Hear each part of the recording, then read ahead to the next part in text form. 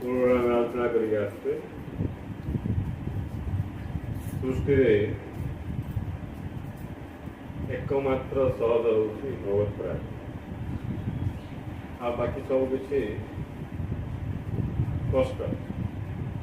କିନ୍ତୁ ଅଜ୍ଞାନୀ ମାନଙ୍କ ଉଲ୍ଟା ଧାରଣା, ଯାହାର ଜ୍ଞାନ ନାହିଁ, ଯାହାର ଜ୍ଞାନ କମ୍, ସେମାନଙ୍କର ଧାରଣା ହେଉଛି ଭଗବତ ପ୍ରାପ୍ତି ଏକମାତ୍ର କଷ୍ଟ, ଆଉ ବାକି ସବୁ ସହଜ। ଏ ହେଉଛି ଉଲ୍ଟା ଜ୍ଞାନ ବା ଅଜ୍ଞାନ। ତେଣୁ ଜ୍ଞାନ ପଢ଼ିଲେ ଆମେ ଜାଣିପାରିବା ଯେ ଏକମାତ୍ର ଭଗବତ ପ୍ରାପ୍ତି ହିଁ ସୃଷ୍ଟିରେ ସହଜ, ଆଉ ବାକି ସବୁ କଷ୍ଟ। ହେଲେ କାହା ପାଇଁ ସହଜ? ଯିଏକି ଜାଣିବାକୁ ଇଚ୍ଛା କରୁଛି।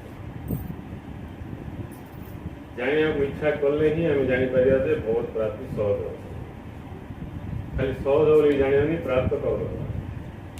ଆଉ ଜାଣିବାକୁ ଯଦି ଇଚ୍ଛା କରୁନେ ଆମେ, ତାହେଲେ ସହଜ ବୋଲି ଜାଣିବାଟା ଦୂରେ ଥାଉ, ଭଗବତ ପ୍ରାପ୍ତି ଆମକୁ ଅସମ୍ଭବ ଲାଗେ।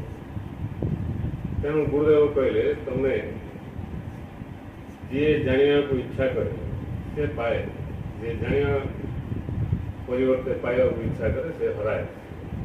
ଜାଣିବାକୁ ଇଚ୍ଛା ଯିଏ କରିବ ସେ ପାଇବ, ଯିଏ ଜାଣିବା ପରିବର୍ତ୍ତେ ପାଇବାକୁ ଇଚ୍ଛା କରିବ ସେ ହରାଇବ। ଗୁରୁଦେବ କହିନାହାନ୍ତି ଯିଏ କରିବାକୁ ଇଚ୍ଛା କରେ ସେ ପାଇବ, ଯିଏ କରିବା ପରିବର୍ତ୍ତେ ପାଇବାକୁ ଇଚ୍ଛା କରେ ସେ ହରାଏ ବୋଲି କହିଲେ। ଯିଏ ଜାଣିବାକୁ ଇଚ୍ଛା କରେ ସେ ପାଏ, ଯିଏ ଜାଣିବା ପରିବର୍ତ୍ତେ ପାଇବାକୁ ଇଚ୍ଛା କରେ ସେ ହରାଏ।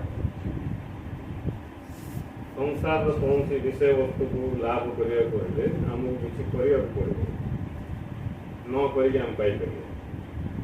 କିନ୍ତୁ ଭଗବାନଙ୍କୁ ଲାଭ କରିବାକୁ ହେଲେ ଆମକୁ କିଛି କରିବାକୁ ପଡ଼ିବ, କେବଳ ଜାଣିବାକୁ ପଡ଼ିବ, ବୁଝିବାକୁ ପଡ଼ିବ। ହେଲେ ଆମ ସମସ୍ତଙ୍କର ଧାରଣା ଆମେ ଯାହା ବି ପାଇଛୁ କିଛି କରିକି ପାଇଛୁ, ସଂସାରରେ ଯାହା ବି ଆମେ ପାଇଛୁ କରିକି ପାଇଛୁ। ତେଣୁ ଭଗବାନଙ୍କୁ ମିଶା କିଛି କଲେ ଏକା ମିଳିବ ବୋଲିକି ଆମର ଧାରଣା। କିନ୍ତୁ ପ୍ରକୃତ କଥା ହେଉଛି ଜାଣିଲେ ହିଁ ପାଇବ। ଜାଣିବାର ମନୋଭାବ ଯାହାର ଦୃଢ଼ ନାହିଁ, ଯାହାର ଜିଜ୍ଞାସା ମନୋଭାବ ପରଫେକ୍ଟ ନାହିଁ, ସେମାନଙ୍କୁ କିଛି କରିବାକୁ ପଡ଼ିବ। କ'ଣ ପାଇଁ କରିବାକୁ ପଡ଼ିବ ବୋଲି? ଭଗବାନଙ୍କୁ ପାଇବା ପାଇଁ, ଚିତ୍ତ ଶୁଦ୍ଧି ପାଇଁ। ଜାଣିବାର ଯେଉଁ ଇଚ୍ଛା